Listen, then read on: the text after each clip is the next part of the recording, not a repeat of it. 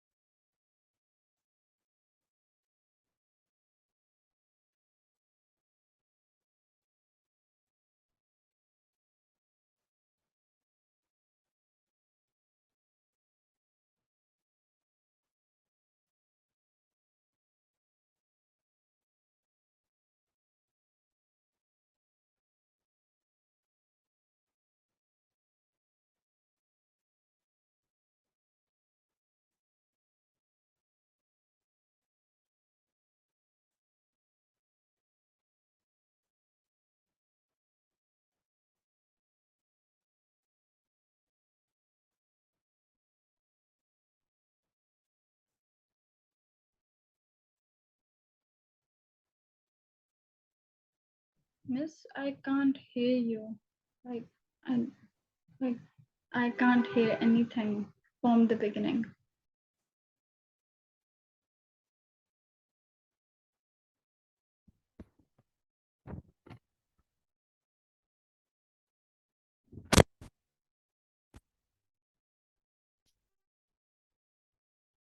Okay.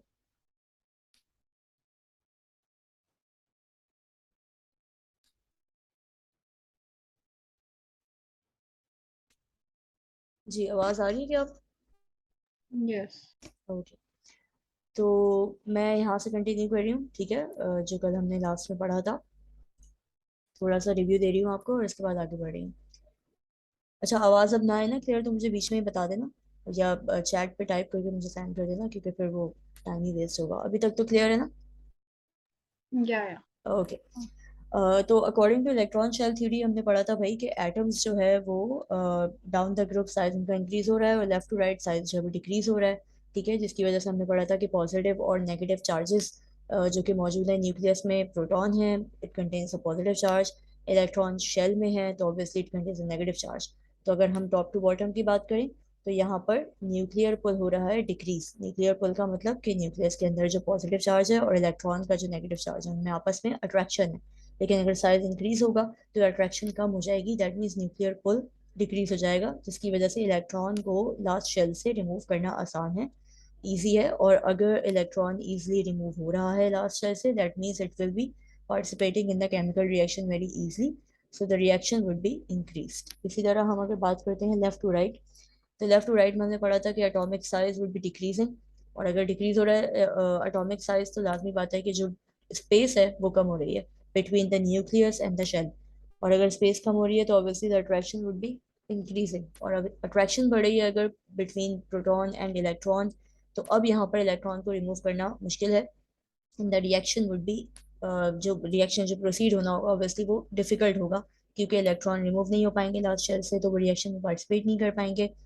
तो लाजमी बात है कि रिएक्टिविटी डिक्रीज होगी। तो ये सारे जो पॉइंट थे आपके बेसिकली ये कवर हो गए थे। और अब आगे आ रहे हैं। ठीक है, अब बात हो रही है कि the diagram shows the atomic radius increases sharply between, ये पॉइंट हमने कवर कर लिया था कि लाजमी बात है रिएक्टिविटी डिक्रीज होती रहेगी तो there would be a point come at the noble gas. ठीक है, नोबल गैस हम पता है हमें कि अनरिएक्टिव है, ठीक है, because of the complete octet. Last shell में जब कंप्लीट इलेक्ट्रॉन्स मौजूद हैं, 8 इलेक्ट्रॉन मौजूद है, रिएक्टिविटी बिल्कुल भी नहीं है, अनरिएक्टिव है। तो हम इसको इस तरीके से भी याद रख सकते हैं कि ट्रेंड वाइज भी लाजमी बात है क्योंकि left to right reactivity decrease हो रही है तो 8A में रिएक्टिविटी डिक्रीज होगी, लाजमी बात है नहीं होगी, अनरिएक्टिव कहलाएंगे वो सारे के सारे एटम्स नोबल गैसेस के। ठीक है, ये चीज़ें कवर हो गई थी। फिर the ionic radius of an element is a measure of the size of an ion. अच्छा, अभी तक आपने पढ़ा था एटॉमिक रेडियस, एटॉमिक रेडाई, यानी एटम के बारे में बात हुई थी और एटम के साइज के बारे में बात हुई थी। अब बात हो रही है आयनिक की, ठीक है, यानी आयंस की। आपको पता है एटम टू आयंस कैसे कन्वर्ट होता है। एटम अगर इलेक्ट्रॉन लूज कर रहा है तो it will be containing a positive charge and the ion is called as cation. और अगर हम बात करते हैं एन आयन की तो लाजमी बात है कि अगर एक्सेप्ट कर रहा है इलेक्ट्रॉन कोई भी एटम, जैसे क्लोरीन हो गया, तो एक इलेक्ट्रॉन या दो इलेक्ट्रॉन या जितने भी इलेक्ट्रॉन एक्सेप्ट करेगा कोई भी एटम, उतना ही चार्ज -1 -2 -3 रिस्पेक्टिवली आता रहेगा। तो वो कहलाता है हमारे पास एन आयन। ठीक है, तो दो स्टेटमेंट है, क्या है वो कि ionic radii increases with increasing negative charge. लाजमी बात है कि अगर आयनिक रेडाई की बात हो रही है तो अब आयंस की बात हो रही है और आयंस के साइज की बात हो रही है, वही बात है, बस एटम की बात नहीं हो रही है, अब आयन की बात हो रही है। तो आयनिक रेडाई इंक्रीज होता रहेगा विद इंक्रीजिंग नेगेटिव चार्ज। ये बात कैसे समझ, ये इस तरह समझना है कि नेगेटिव चार्ज का मतलब है इलेक्ट्रॉन एक्सेप्ट कर रहा है वो एटम। ठीक है, तो जैसे जैसे इलेक्ट्रॉन एक्सेप्ट करेगा कोई एटम तो लाजमी बात है हम उसके शेल नंबर्स बढ़ाते रहेंगे, क्योंकि हमारे पास इलेक्ट्रॉन जब ऐड होते रहेंगे तो उसको प्लेस करने के लिए हम नंबर ऑफ शेल भी बढ़ाएंगे। जब नंबर ऑफ शेल बढ़ेंगे तो ऑब्वियसली आपके पास आयनिक रेडाई यानी एटम का जो साइज है, आयन का जो साइज है वो होगा इंक्रीज। ठीक, इसी तरह अगर हम बात करते हैं पॉजिटिव चार्ज की तो पॉजिटिव चार्ज का मतलब है इलेक्ट्रॉन लूज। अगर कोई एटम इलेक्ट्रॉन लूज कर रहा है तो उसके ऊपर पॉजिटिव चार्ज आ रहा है। जितना ज्यादा पॉजिटिव चार्ज दैट मीन्स उतने उतने ही एटम लॉस कर दिए हैं। तो अगर सॉरी इलेक्ट्रॉन लॉस कर दिए हैं, तो अगर पॉजिटिव चार्ज +4 है +3 है तो लाजमी बात है 3 और 4 इलेक्ट्रॉन लूज कर चुका है वो एटम। जब इलेक्ट्रॉन उसने लूज कर दिए हैं तो शेल साइज ऑब्वियसली कम हो जाएगा। तो शेल साइज कम होने का मतलब है आयनिक रेडाई कम होना, क्योंकि शेल इतने होंगे ही नहीं, इलेक्ट्रॉन आपके पास है नहीं इतने प्लेसमेंट के लिए, तो शेल भी कम होंगे। ये चीज क्लियर हो गई एटॉमिक रेडाई और आयनिक रेडाई की। ठीक है, आगे आ जाते हैं। ये यही चीज जो है वो एक पिक्चर से, पिक्टोरियल डायग्राम से डिफाइन हुई भी है, बिल्कुल इसी तरीके से कि अगर हम बात करते हैं ग्रुप 1 की, लिथियम की। Lithium contains a positive charge, फिर बेरिलियम +2 चार्ज। तो +1 चार्ज का मतलब है इसने एक इलेक्ट्रॉन लूज किया है, +2 चार्ज का मतलब है इसने दो इलेक्ट्रॉन लूज कर लिया, 3 का मतलब है 3 इलेक्ट्रॉन। तो आप देखें कि साइज जो है वो डिक्रीज होता जा रहा है। ठीक है, लेकिन जैसे मैंने आपको कल बताया था कि ये ट्रेंड फिक्स नहीं रहता, ट्रेंड में कुछ ना कुछ चेंजेस आ रही होती हैं। तो आप ये देख सकते हैं कि अगर हम 1A 2A और 3A ग्रुप की बात करते हैं, विच इज एक्चुअली 13 है, 13 भी बोलते हैं इसको हम, बोरॉन और एल्यूमिनियम फैमिली जो कहलाती है, बोरॉन फैमिली से अगर कोई हमने एक एटम लिया है तो यहाँ तक ये 3 एटम तक, 3 एलिमेंट्स तक साइज डिक्रीज हो रहा है because of the greater positive charge, यानी क्या टाइम बढ़ रहा है यानी कि इलेक्ट्रॉन लूज हो रहे हैं। लेकिन अगर मैं यहाँ पर आती हूँ 16 और 17 पे आती हूँ तो ऐसा केस नहीं है, सिनेरियो डिफरेंट है यहाँ पे। क्यों? क्योंकि यहाँ पे अब एन आइन की बात हो रही है। ठीक है, तो ट्रेंड जो है वो चेंज हो सकता है विद रिस्पेक्टिव आइंस अवेलेबल। अगर मैं बात करती हूँ पॉजिटिव आइन की तो ये ट्रेंड फॉलो हो रहा है हमारा कि भाई लेफ्ट टू राइट, +1 +2 +3 में इलेक्ट्रॉन लूज हो रहे हैं, पहले 1 फिर 2 फिर 3, तो साइज, शेल साइज जो लाजमी बात है वो कम हो जाएगा। ओवरऑल एटॉमिक रेडाई या एनिक रेडाई कम हो जाएगा। लेकिन अगर हम बात करते हैं एनाइन की तो इट्स एग्जैक्टली द ऑपोजिट। अगर हम ऑक्सीजन फैमिली की बात करते हैं -2, तो -2 का मतलब उसने दो इलेक्ट्रॉन एक्सेप्ट किए तो साइज यहाँ पे ज्यादा होगा, क्योंकि इलेक्ट्रॉन की क्वांटिटी ज्यादा होगी तो उनकी प्लेसमेंट के लिए शेल नंबर ज्यादा होंगे, तो साइज ऑटोमेटिकली ज्यादा होगा। लेकिन अगर मैं ग्रुप 17 की या 7 की बात करती हूँ तो that's a halogen family, fluorine, जिसका मतलब है -1 चार्ज है। -1 चार्ज का मतलब है उसने एक इलेक्ट्रॉन एक्सेप्ट किया है। तो अगर आप यहाँ से यहाँ देखें तो अब लेफ्ट टू राइट जाते हुए शेल साइज जो है वो डिक्रीज हो रहा है। ठीक है, और उसका रीजन कुछ और है। पहले रीजन था कि इलेक्ट्रॉन जो है वो क्या हो रहे हैं, कम हो रहे हैं, लूज हो रहे हैं। यहाँ इलेक्ट्रॉन लूज होने की कहानी है, लेकिन इससे और इसको अगर मैं कंपेयर करूँ, यानी अगर मैं बोरॉन को और आप जो आपका ऑक्सीजन है उसको कंपेयर करूं तो left to right size increase हुआ है, शार्पली साइज इंक्रीज हुआ है और फिर दोबारा डिक्रीज की तरफ जा रहा है। तो ट्रेंड यहाँ पे कुछ ऐसा बन गया कि लेफ्ट टू राइट जाते हुए अप टू 13 ग्रुप या 3A ग्रुप, यानी अप टू मेटल्स। ये सारे मेटल हैं बिकॉज ऑब्वियसली इलेक्ट्रोपॉजिटिव मेटल्स होते हैं जो इलेक्ट्रॉन लूज कर रहे होते हैं। तो अप टू थर्ड एलिमेंट यानी थर्ड ग्रुप हमारे पास शेल साइज या आयनिक रेडाई डिक्रीज हो रहा है। बट हम अगर फिफ्थ पे आते हैं या सिक्स पे आते हैं तो अब स्लाइटली चेंजेस आ रही हैं। 13 से 16 पे जाते हुए साइज पहले शार्पली इंक्रीज हुआ है and then again the trend is being followed कि डिक्रीज होता जा रहा है साइज। क्या ये बात समझ आई है? Yes. ठीक है। बिल्कुल इसी तरीके से पीरियड 3 के अंदर, 4 के अंदर और 5 के अंदर भी काम हो रहा है। ठीक है कि फर्स्ट 3 एलिमेंट जो है वो डिक्रीज हो रहे हैं according to the same theory, they are losing the electrons. But again हम फोर्थ एलिमेंट पे आ रहे हैं तो इट्स स्लाइटली इंक्रीजिंग, जो एटॉमिक रेडाई है वो इंक्रीज हो रहा है और फिर वो दोबारा से फिर से डिक्रीज की तरफ जा रहा है।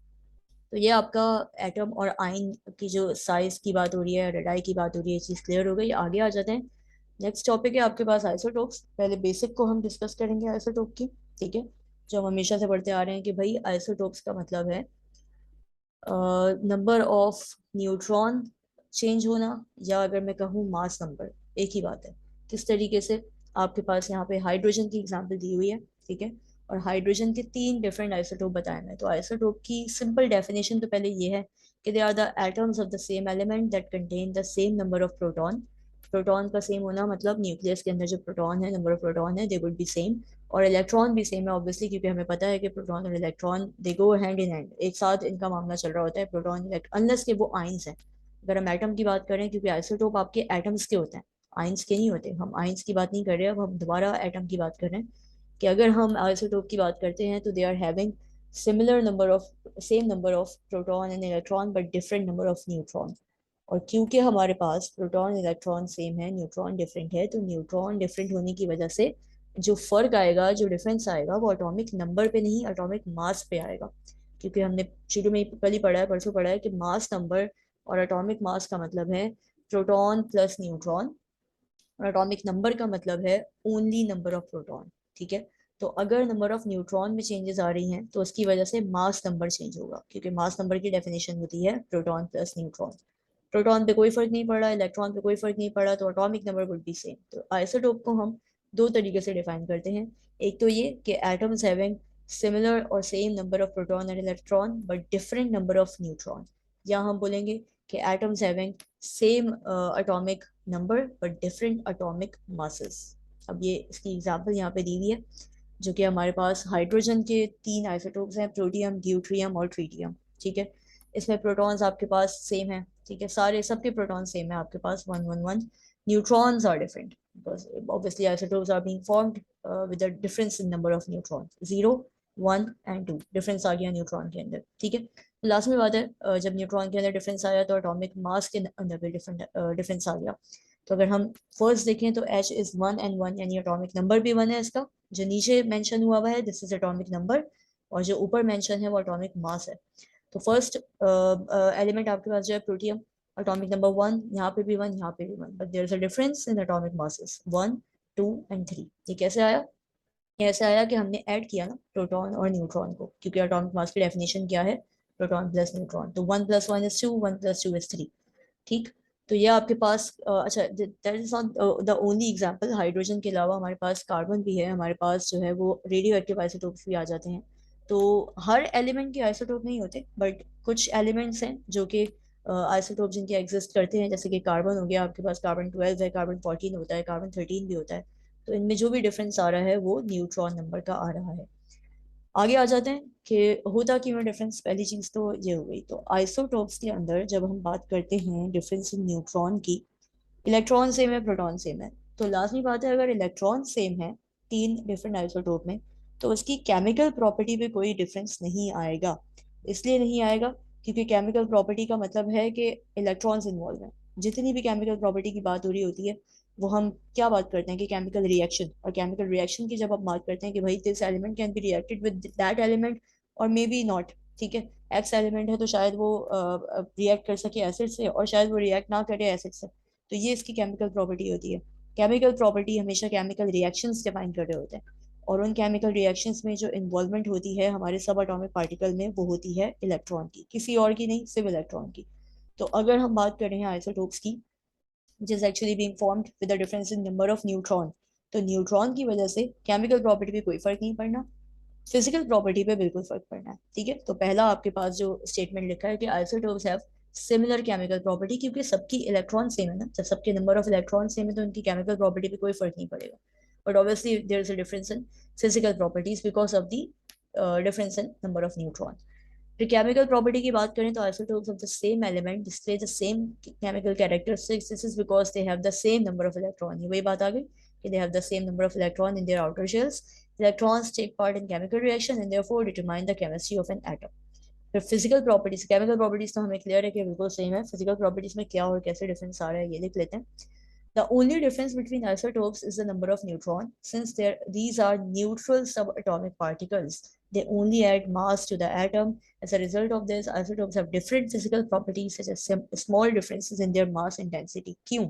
इसलिए क्योंकि अगर number of neutron change हो रहा है तो obviously it is affecting the atomic mass because the definition of atomic mass is proton plus neutron.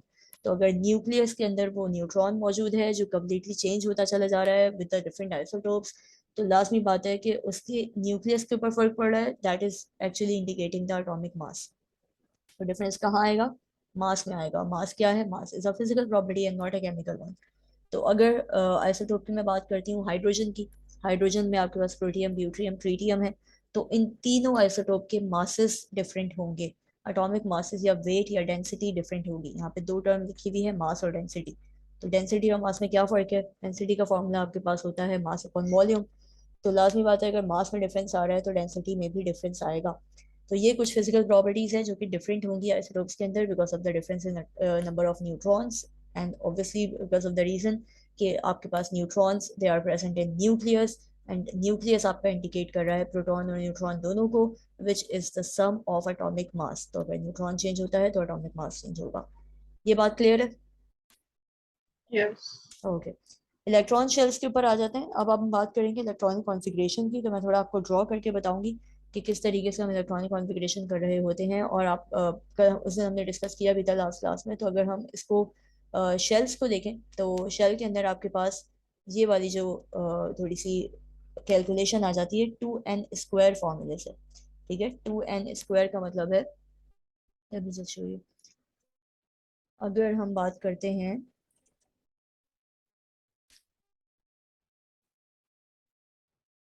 जी, अगर हम बात करते हैं कार्बन की ही बात कर लेते हैं और ऑक्सीजन की बात कर लेते हैं और हम नाइट्रोजन की बात कर लेते हैं। ठीक है, तो 2n² एक फॉर्मूला मैंने आपको बताया था और 2n का मतलब है नंबर ऑफ शेल। ठीक है, तो इसके अकॉर्डिंग अगर हम 2 रख रहे हैं, ठीक है, और फर्स्ट शेल की बात कर रहे हैं तो obviously the answer would be 2। ठीक है, यानी फर्स्ट शेल में आपके पास, फर्स्ट शेल का मतलब है this one is the first shell. फिर आपके पास आता है सेकंड शेल, फिर आपके पास इसी तरीके से आ रहा है थर्ड शेल, यानी जो आउटर मोस्ट शेल है, लास्ट शेल जो कहलाता है वो ये हो गया आपका। फॉर एग्जांपल अगर आपके पास एलिमेंट है नाइट्रोजन, ठीक है, तो नाइट्रोजन के फर्स्ट शेल में 2 इलेक्ट्रॉन, लेकिन अगर हम सेकंड शेल की बात कर रहे हैं तो ऑब्वियसली यहाँ स्क्वायर लगा हुआ है, 2 2 4 एंड 4 2 8, तो सेकंड शेल में आपके पास आ गया 8 इलेक्ट्रॉन। ठीक है, इसी तरह 3 4 5 आप इसी तरीके से कैलकुलेशन करके फाइंड आउट करते हैं। तो अगर हम बात करते हैं आपकी आपके नंबर ऑफ इलेक्ट्रॉन की, तो ये रहा, ये वो चीज़ है जो हम अभी डिस्कस कर रहे थे कि अगर हम n1 की बात करते हैं फर्स्ट शेल की तो 2 इलेक्ट्रॉन है, दो आप सेकंड शेल की बात करें तो 8 इलेक्ट्रॉन है। ये उसी फॉर्मूले के अकॉर्डिंग कैलकुलेट हुआ हुआ है, तो इसको ऑब्वियसली याद करने की जरूरत नहीं है। फॉर्मूला अगर आपको याद है आप वैल्यू पुट करके इजी डिटरमाइन कर सकते हैं। तो लोअर और हायर थोड़ा सा जो शेल के लिए जो वर्डिंग यूज की जाती है वो मैं आपको बता देती हूँ, शेल और ऑर्बिटल और ऑर्बिट। ठीक है, ये 3 टर्म है। अब जो हायर शेल्स होते हैं या जो आउटर मोस्ट शेल होते हैं वो एक ही बात है। यानी अगर मैं फर्स्ट शेल ड्रॉ कर रही हूँ नंबर 1, तो it is the closer one to the nucleus, और जैसे जैसे मैं शेल बनाती जा रही हूँ उसमें स्पेस आता जा रहा है, डिस्टेंस आता जा रहा है। तो अगर हम प्रिंसिपल क्वांटम नंबर्स की बात करें कि ये होता क्या है, और इलेक्ट्रॉनिक कॉन्फ़िगरेशन, दो इंपॉर्टेंट टर्म है। इलेक्ट्रॉनिक कॉन्फ़िगरेशन तो वही चीज़ है कि the arrangement of electron in an atom is called the electronic configuration. जितने भी इलेक्ट्रॉन इस क्राइटेरिया की बेसिस पे कि कितना नंबर ऑफ शेल कितने हैं और इसकी बेसिस पे हम जो प्लेसमेंट करते हैं इलेक्ट्रॉन की, that is called as electronic configuration.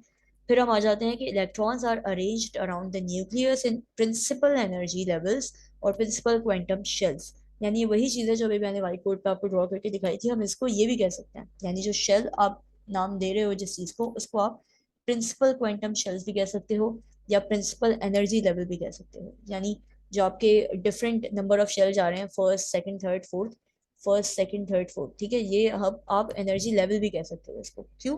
क्योंकि लाजमी बात है, अगर हम बात करते हैं फर्स्ट शेल की,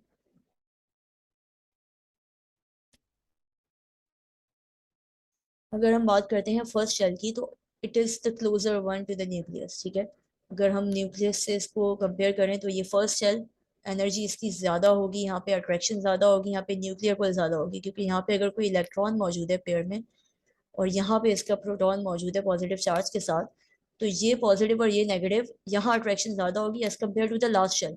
कि यहाँ अगर कोई इलेक्ट्रॉन है, इसकी अट्रैक्शन इस न्यूक्लियस से कम होगी, जबकि इसकी अट्रैक्शन जो फर्स्ट शेल है इस न्यूक्लियस से ज्यादा होगी, because of the less distance.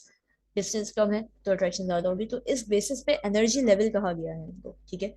ये फर्स्ट एनर्जी लेवल या प्रिंसिपल एनर्जी लेवल कहा गया है या प्रिंसिपल एनर्जी शेल कहा गया है। तो आप ये डिफरेंट टर्म्स हैं जो कि आप मेमोराइज करते हो, जिसको आप एनर्जी लेवल भी कहते हो। यानी अगर इसको इस तरीके से ड्रॉ करके भी देख सकते हैं हम, कि अगर ये फर्स्ट शेल है तो इसमें इलेक्ट्रॉन लो एनर्जी लेवल पे मौजूद है, ठीक है।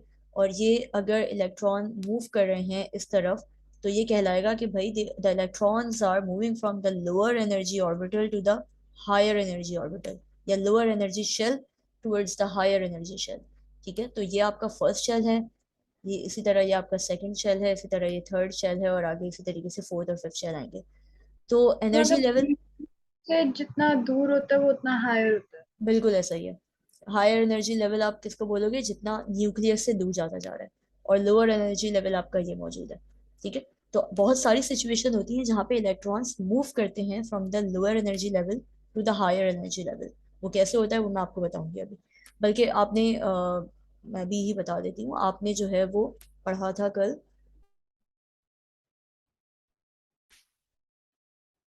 आपने टॉपिक कल पढ़ा था ये वाला, ठीक है। तो इसमें हमने क्या पढ़ा था कि beam of particles are there जो कि यहाँ पे ट्रैवल कर रही हैं। और लाजमी बात है, इसमें एक तरफ जो है पॉजिटिव चार्ज प्लेट की तरफ मूव कर गई थी एक बीम, और एक बीम इस तरफ थी। डिफ्लेक्शन जहाँ ज्यादा थी, हमने हमने जो है वो यहाँ पे प्रोटॉन न्यूट्रॉन इलेक्ट्रॉन के लिए इसको पढ़ा था। लेकिन अगर मैं इसको ऐसे बोलूँ कि हम इस बीम ऑफ पार्टिकल, ये बीम ऑफ पार्टिकल की कोई सोर्स भी तो होगी, कोई ना कोई ऐसा रेडियो एक्टिव आइसोटोप होगा, या कोई ना कोई ऐसी सोर्स होगी, लाइट सोर्स होगी फॉर एग्जाम्पल, जहां से ये बेसिकली इलेक्ट्रॉन की पूरी बीम निकल रही है। तो इसको कहते हैं इलेक्ट्रॉन बम्बार्डमेंट। बम्बार्डमेंट का मतलब बम्बार्डेड, बम्बार्डेड का मतलब टकराना, ठीक है, कोलिजन, कोलाइड करना। तो काफी सारे ऐसे फिजिक्स के अंदर भी एक्सपेरिमेंट होते हैं जो हम फिजन फ्यूजन के नाम से पढ़ते हैं, और केमिस्ट्री में भी आगे जाके हम फिजन फ्यूजन देख रहे होते हैं, जिसका मतलब होता है कि आप किसी भी मटेरियल को, किसी भी सब्सटेंस को बम्बार्ड, इलेक्ट्रॉन बम्बार्डमेंट करा रहे हो। यानी इसी तरीके से एक बीम ऑफ पार्टिकल है, एक बीम है, और आप इसकी बम्बार्डमेंट करा रहे हो, इसकी कोलिजन करवा रहे हो, इसको कोलाइड करवा रहे हो किसी भी एक सब्सटेंस से। तो इसमें ये होता है कि जब वो लाइट सोर्स के थ्रू हो या किसी भी सोर्स के थ्रू हो, अगर वो लाइट रे आके, यानी वो लाइट एक जो बीम ऑफ पार्टिकल है या बीम ऑफ लाइट है, वो आके टकरा रही है किसी सब्सटेंस से, तो वो एग्जैक्टली वही काम कर रही है जो मैंने अभी आपको बताया, कि वो इलेक्ट्रॉन को एक्साइट करवा रही है from the lower energy orbital towards the higher energy orbital. क्योंकि अगर ये बीम ऑफ पार्टिकल आ रही है तो लाजमी बात है इसमें इलेक्ट्रॉन मौजूद है। ये इलेक्ट्रॉन आके कोलाइड करेंगे, बम्बार्ड होंगे उस सब्सटेंस से, कोई भी सब्सटेंस एक्स वाई जी जिसको मैं बम्बार्डमेंट करवा रही हूँ। तो उस सब्सटेंस के अंदर लाजमी बात है एटम मौजूद है। वो सब्सटेंस के अंदर एटम मौजूद है तो इसमें इलेक्ट्रॉन्स मौजूद हैं। तो इस बम्बार्डमेंट की वजह से वो इलेक्ट्रॉन्स जो लास्ट शेल में मौजूद हैं, आउटर मोस्ट शेल में, जाहिर है पहले जो बीम है वो सबसे पहले कोलाइड किससे करेगी? आउटर मोस्ट शेल से, जो सबसे पहले आ रहा है शेल, जिसकी एनर्जी सबसे लो है, वहां से बम्बार्ड करेगी किस तरफ? हाई एनर्जी लेवल की तरफ या हाई एनर्जी ऑर्बिटल की तरफ, जो कि आपका क्लोजेस्ट टू न्यूक्लियस है। तो यहाँ पे अगर हम इसको ड्रॉ करके देखें, ठीक है, तो यानी सब्सटेंस कोई भी था, उस सब्सटेंस के जो इलेक्ट्रॉन्स हैं वो मैं यहाँ पे ड्रॉ कर रही हूँ, ठीक है। ये तो ये जो था आपके पास, ये था आउटर मोस्ट शेल, ठीक है। यानी ये जो लास्ट वाला मैंने बनाया है ये वाला शेल है,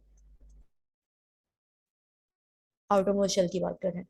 यहाँ से वो बीम ऑफ इलेक्ट्रॉन आई, उसने बम्बार्ड किया, बम्बार्डमेंट हुई, कोलिजन हुआ उस बीम ऑफ इलेक्ट्रॉन का, बीम ऑफ लाइट का इन इलेक्ट्रॉन्स के साथ। क्या हुआ, ये इलेक्ट्रॉन्स एक्साइटेड स्टेट में चले गए, एक्साइट हुए, मूव किस तरफ हुए, हायर एनर्जी ऑर्बिटल की तरफ, यानी ये आपका हायर एनर्जी ऑर्बिटल है, और ये इलेक्ट्रॉन्स इस वाले लास्ट शेल से मूव कर गए इस तरफ।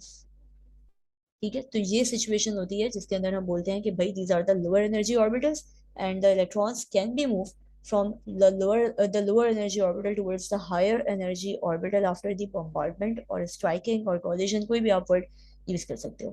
ठीक है, तो ये लोअर एनर्जी हो गया, और इसके ऊपर जितने इलेक्ट्रॉन जैसे जैसे करीब आते जा रहे हैं न्यूक्लियस के, शेल करीब आता जा रहा है न्यूक्लियस के, ये हायर एनर्जी ऑर्बिटल्स कहलाते जा रहे हैं। क्या ये बात क्लियर हो गई? Yeah. ठीक है, okay, back to the topic कि हम क्या पढ़ रहे थे भाई, कि हमने जो है वो आइसोटोप्स कवर कर लिए बेसिक, और हमने इलेक्ट्रॉन्स की बात कर ली। ठीक है, और इलेक्ट्रॉनिक कॉन्फ़िगरेशन की तरफ आएंगे। इलेक्ट्रॉनिक कॉन्फ़िगरेशन और प्रिंसिपल क्वांटम नंबर। ठीक है, क्या है कि principal quantum numbers are used to number the energy levels और क्वांटम लेवल्स। ठीक है, वही नंबर ये जो एन है बेसिकली, इसी को कहा जा रहा है प्रिंसिपल क्वांटम नंबर या नंबर ऑफ शेल। यानी एक से दो टर्म यूज की जा सकती है एक चीज के लिए, तो ये एन क्या है बेसिकली आपका प्रिंसिपल क्वांटम नंबर, यानी वही आपके नंबर ऑफ शेल 1 2 3 4 5 6। इसको हम L M N O P भी कहते हैं, जो कि आगे मैं आपको बताऊंगी एस पी डी एफ के अकॉर्डिंग। अच्छा जी, the lower the principal quantum number the closer the shell is to the nucleus, the higher the principal quantum number the higher the energy of the shell. इसको आसान लफ्ज में याद करने का तरीका यही है कि जैसे हम बात कर रहे हैं फोर्थ शेल की, तो फोर्थ शेल हायर नंबर है, बट वो उतना ही दूर है किससे, आपके न्यूक्लियस से। ठीक है, और जितना ही आपके पास फर्स्ट शेल की अगर मैं बात करूँ, तो सबसे पहले आप फर्स्ट शेल ड्रॉ करते हैं, उसमें दो इलेक्ट्रॉन पुट करते हैं, it is the closer one to the nucleus, ये इतनी सी बात है। और एक पॉइंट इंपॉर्टेंट क्या है कि each principal quantum number has a fix number of electron, ये वो फिक्स नंबर है जो हम कैलकुलेट 2n² फॉर्मूले से करेंगे। तो ऐसा नहीं है कि अगर फर्स्ट शेल में दो इलेक्ट्रॉन आ रहे हैं तो मैं अपनी मर्जी से उसमें 3 या 4 प्लेस कर सकती हूँ, या सेकंड में मैं 8 इलेक्ट्रॉन है तो 10 प्लेस कर सकती हूँ, ऐसा नहीं है। अगर यहाँ पे 8 इलेक्ट्रॉन आ गए हैं तो we have to move towards the next shell, next principal quantum number, जो कि आपके पास n3 होगा। ये बात यहाँ तक क्लियर है, आगे बढ़े? आपने जी, पिछली बार जो डायग्राम बनाई थी उसके अंदर आपने कहा था कि मतलब न्यूक्लियस से जितना करीब होगा उतना हायर होता जाएगा। न्यूक्लियस से जितना करीब होगा उतनी उसकी एनर्जी हायर होगी। देखो तो डिफरेंस वो दो चीजें हैं, मैं बता देती हूँ दोबारा। दो चीज है, ठीक है। इस स्टेटमेंट के according the lower the principal quantum number, lower का मतलब मैं फर्स्ट शेल की बात कर रही हूँ, ठीक है। The closer the shell is to the nucleus, the higher the principal quantum number, the higher the energy of the shell. ठीक है, एनर्जी में फर्क है और नंबर में फर्क है। यानी एनर्जी कब हायर होगी, the higher the principal quantum number, the higher the energy of the shell. बात हो रही है किसकी? फॉर एग्जाम्पल मैं आपको व्हाइट बोर्ड पे ड्रॉ करके दिखा देती हूँ, एक second। दो टर्म्स हैं, ठीक है। अगर हम बात कर रहे हैं हायर एनर्जी ऑर्बिटल की, या हम बात कर रहे हैं उसकी अट्रैक्शन या न्यूक्लियर पुल की, ये दो अलग अलग चीजें हैं, ठीक है। अगर मैं बात कर रही हूँ इस न्यूक्लियस की, इस न्यूक्लियस से फर्स्ट शेल सबसे ज्यादा करीब है, तो न्यूक्लियर पुल यहाँ पे सबसे ज्यादा है। ठीक, एनर्जी कहाँ ज्यादा होगी? एनर्जी ज्यादा होगी यहाँ पर, न्यूक्लियर पुल ज्यादा होगा यहाँ पर, और प्रिंसिपल क्वांटम नंबर के अकॉर्डिंग एनर्जी ज्यादा होगी लास्ट शेल में।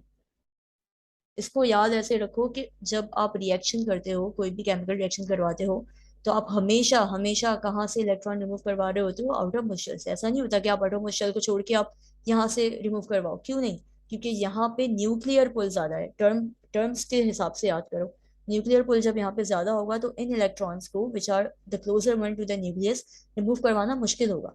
जब इनको रिमूव करवाना मुश्किल होगा, तो लाजमी बात है मैं रिएक्शन प्रोसीड यहाँ से नहीं करवा सकती, मैंने आउटर मोस्ट को चूज किया। क्यों? क्योंकि यहाँ पे न्यूक्लियर पुल कम है। उस न्यूक्लियर पुल की वर्डिंग यहाँ पे चेंज कर दिया। आपके पास जो एक सेकंड, आपके पास जो स्लाइड मौजूद है, उस स्लाइड के अंदर वर्डिंग्स का डिफरेंस है, तो सिर्फ वर्डिंग से चीजें याद रखो। The lower the principal quantum number the closer the shell is to the nucleus. जब शेल न्यूक्लियस के क्लोजर होगा, तो आगे मैं एक और पॉइंट अपनी तरफ से ऐड कर सकती हूँ कि भाई शेल अगर न्यूक्लियस से क्लोजर है तो न्यूक्लियर पुल कम होगा, सॉरी ज्यादा होगा। Closer the shell is to the nucleus, the nuclear pull would be greater, it would be difficult to remove the electron, the reaction would be slower। तो हम हमेशा higher and principal quantum number यानी last shell, fourth fifth six जो भी last shell होगा, हम हमेशा उसको चूज करते हैं जो कि लास्ट में होता है, जो कि हायर नंबर पे होता है। क्यों? क्योंकि वहां पे न्यूक्लियर पुल कम है, आप इजिली उसको रिमूव कर रही हो, इलेक्ट्रॉन को इजिली रिएक्शन करवा रही हो, but the energy of the shell is higher. Shell की बात हो रही है यहाँ पे, यहाँ इलेक्ट्रॉन की बात नहीं हो रही। न्यूक्लियर पुल आपका डिफाइन करता है इलेक्ट्रॉन और प्रोटॉन को, यहाँ बात हो रही है शेल की। ये दो डिफरेंट चीज है। शेल जितना हायर है, यानी फोर्थ है, फोर्थ नंबर पे है, तो the higher the energy of the shell, shell की एनर्जी हायर है, बिल्कुल है, लेकिन न्यूक्लियर पोल वहां पे कम है। That is why we are preferring the last shell valence electrons to proceed the chemical reaction. क्या ये बात आई है समझ? Yeah. कोई क्वेश्चन है यहाँ तक? थोड़ी सी ये डिफिकल्ट चीजें हैं, ये इसमें प्रॉब्लम होती है। टर्म को याद रखो। यहाँ पे बात हो रही है किसकी? शेल की। मैं बात न्यूक्लियर पोल की जब करती हूँ तो मैं बात करूंगी प्रोटॉन और इलेक्ट्रॉन की, मैं शेल की बात नहीं कर रही। इसी तरह फर्स्ट जो पॉइंट है, the lower the principal quantum number, यानी फर्स्ट की बात हो रही है। The closer the shell is to the nucleus, obviously जितना लोअर होगा उतना क्लोज होगा शेल से, न्यूक्लियर पुल ज्यादा होगा। और यहाँ पे बात डिफरेंट हो रही है, the higher the energy of the shell, shell की बात हो रही है। तो ये इसको आसान तरीके से उसी तरह आपको याद रखना है। समराइज कर देती हूँ मैं कि अगर आपके पास न्यूक्लियस से करीब है शेल, तो उसकी वहाँ पे न्यूक्लियर पुल ज्यादा है। अगर शेल न्यूक्लियर जो न्यूक्लियस है वो शेल से दूर है, यानी लास्ट शेल की मैं बात कर रही हूँ, न्यूक्लियर पुल कम है, इलेक्ट्रॉन इजीली रिमूव होगा, शेल की एनर्जी हायर होगी, लेकिन इलेक्ट्रॉन्स जो है वो इजीली रिमूवेबल होंगे because of the less nuclear pull. इसको प्रैक्टिस भी करेंगे आगे, ताकि इसको मजीद ये चीज़ें समझ आ जाए। इसको अगर आप डायग्राम देखो, वही डायग्राम है, न्यूक्लियस मौजूद है, ठीक है। N one is the obviously the first shell, maximum यहाँ पे 2 इलेक्ट्रॉन आ सकते हैं। इंक्रीज हो रही है एनर्जी, देखें न्यूक्लियस से यहाँ जाते हुए इंक्रीज हो रही है एनर्जी किसकी? शेल की। बट जो डिस्टेंस है वो बढ़ रहा है, जिसकी वजह से न्यूक्लियर पुल हो रहा है डिक्रीज। ये दो चीजें, increasing distance from the nucleus, from the nucleus to the last shell the distance will be increased। Energy increase हो रही है शेल की, लेकिन यहाँ जो मौजूद इलेक्ट्रॉन है और जो ये न्यूक्लियस के अंदर मौजूद प्रोटॉन है, इसका न्यूक्लियर पुल हो रहा है कम, और इलेक्ट्रॉन को मूव करना हो रहा है आसान, इजी, जब भी हम लास्ट शेल से इलेक्ट्रॉन्स लेते हैं रिएक्शन को आगे प्रोसीड करवाने में। तो ये फोर्थ है, वैसे तो फिफ्थ और सिक्स भी आगे जाता है, बट हम मैक्सिमम अप टू फोर्थ ही देख रहे हैं। तो ये नंबर ऑफ इलेक्ट्रॉन हो गए which we can place in the respective orbitals, और इससे ज्यादा नहीं हो सकता, इससे कम नहीं हो सकता। ठीक, आगे आ जाते हैं। सब शेल की बात हो रही है। सब शेल्स शेल्स आपने पढ़ लिया कि फर्स्ट सेकंड थर्ड फोर्थ तक, ठीक है। अब उसमें भी हम सब शेल की जब बात करते हैं तो अब हमारे पास अल्फाबेटिकल ऑर्डर्स के अंदर चीजें आ रही हैं। क्या बात हो रही है? The principal quantum shells are split into subshells which are given the letters S P and T. ये हमने मेन शेल पढ़े थे, फर्स्ट सेकंड थर्ड, जिसको हमने नाम दिया था। अब हमारे सब शेल्स पे, जिसको हमने एस पी डी और एफ का नाम दिया है, ठीक है। Elements with more than 57 electrons also have an F shell. The energy of the electrons in the subshell increases in the order S P and D, यानी सबसे ज्यादा जो एनर्जी आ रही है आपके पास डी में आ रही है। ये वही बात हो गई कि अगर एस पी डी एफ की बात करूं तो शायद फर्स्ट यहाँ पे हो एफ। मैं आपको एक एग्जांपल दे रही हूँ कि अगर मैं एन वन की बात कर रही हूँ तो वन को मैं नाम दे देती हूँ एस का, टू की बात कर रही हूँ तो मैं इसको पी का नाम दे रही हूँ, डी एंड एफ। यानी going from one to fourth और S to F, energy is increasing, ठीक है। यही बात यहाँ पर हो रही है, एग्जैक्टली यही बात यहाँ पर हो रही है कि एनर्जी ऑफ इलेक्ट्रॉन क्या होती जा रही है सब शेल के अंदर? इंक्रीज होती जा रही है in the order S to P to D. सही, the order of subshells appear to overlap for the higher। अच्छा, इसको समझने के लिए डायग्राम जरूरी है। अच्छा जी, अब डायग्राम में आप देख सकती हैं बड़ा क्लियरली कि एन भी है मेंशन, और एस पी डी एफ का क्या मामला है ये भी थोड़ा सा मेंशन है। तो पहली चीज तो आप ये समझो कि ये एन टू है, यानी सेकंड शेल की बात हो रही है। अब इसको ड्रॉ किया हुआ है हमने एक वर्टिकल लाइंस के अंदर, ठीक है, हॉरिजॉन्टल लाइंस के अंदर, वर्टिकल फॉर्म के अंदर। ये वही लाइंस हैं, ये वही शेल्स हैं जो हम ड्रॉ करते हैं, ठीक है, जो हम सर्कल में ड्रॉ करते हैं। तो N two is the second shell, यानी क्लोजेस्ट टू द न्यूक्लियस। फिर आपके पास थ्री, थर्ड शेल बना रहे हैं आप, थोड़ा सा दूर हो गया वो न्यूक्लियस से। Fourth is the last one जो कि आउटर मोस्ट शेल है। ये बात तो क्लियर हो गई, और इंक्रीज हो रही है energy going from second to fourth.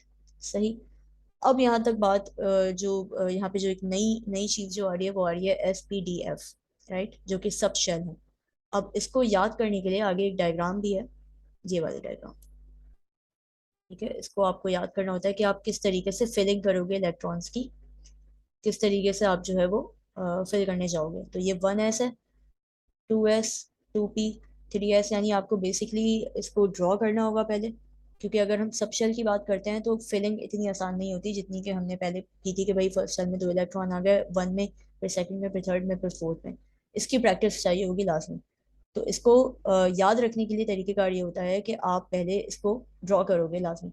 1s 2s 2p 3s 3p 3d 4s 4p 4d 4f। ठीक है, जब आप इसको ड्रॉ करोगे तो ये बात हो रही है फर्स्ट शेल की, और फर्स्ट शेल का सब शेल है एस, जिसमें हम 1s यानी एक इलेक्ट्रॉन प्लेस करना है।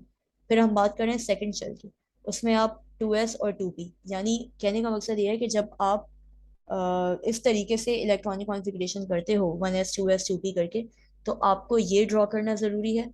ठीक है, जिसका मैं एक छोटा सा इंशाल्लाह टेस्ट भी दूंगी, क्योंकि ये न्यूमेरिकल चीज़ें हैं, थोड़ी सी कैलकुलेशन वाली चीज़ें हैं, तो इसमें सिर्फ बोलना या थ्योरी के अकॉर्डिंग याद करना नहीं हो पाएगा, इसमें इसमें प्रैक्टिस चाहिए होगी। तो यहाँ पे जो हमने ये चीज़ है, जो ये वाला पॉइंट है और जो ये वाला टेबल है, ठीक है, इसको मैं आपको डायरेक्टली जो है वो टेस्ट कंडक्ट करवाऊंगी। इससे पहले ज़रूरी है कि आप थोड़ी सी इसकी थ्योरी पढ़ो। ऑर्बिटल्स की बात हो रही है। सबशेल कंटेन्स वन और more atomic orbitals. Orbitals exist at a specific energy level and electron can only be found at these specific levels, not in between them. Each atomic orbital can be occupied by a maximum 2 electron.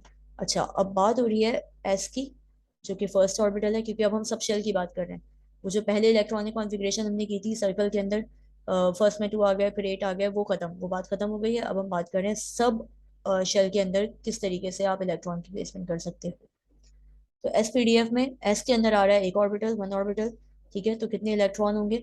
2 electron होंगे, क्योंकि हमने 2n² के according भी calculate किया था, 2 electron थे। ठीक है, उसके बाद आप आ जाइए p3 ऑर्बिटल। इसको समझने के लिए यहाँ हाइब्रिडाइजेशन का टॉपिक अगर थोड़ा जहन में हो तो आसानी होगी। हाइब्रिडाइजेशन में हमने पढ़ा था एस पी डी और एफ। ठीक है, और एस जो हम बोल रहे थे, जो एस हाइब्रिडाइजेशन थी, वो हमेशा हम सिग्मा बॉन्ड से, फर्स्ट बॉन्ड से बना रहे थे। ठीक है, वो उस टॉपिक में मैं अभी नहीं जा रही, लेकिन उसको थोड़ा सा रिकॉल करवा रही हूँ, क्योंकि एस ऑर्बिटल बेसिकली उस हाइब्रिडाइजेशन के ऊपर ही रिलेट कर रहा है। सर्कल में हमने, स्फेयर में हमने पढ़ी थी कि स्फेयर शेप होता है एस ऑर्बिटल का। ठीक है, और यहाँ पे हम जब पाई बॉन्ड की बात करते हैं या पी ऑर्बिटल की बात करते हैं, तो ये आपस में फ्यूज हुए हुए हैं, फ्यूज होके ये कुछ इस तरह का डंबल शेप बना रहे हैं। ठीक है, ये हमने हाइब्रिडाइजेशन में पढ़ा था।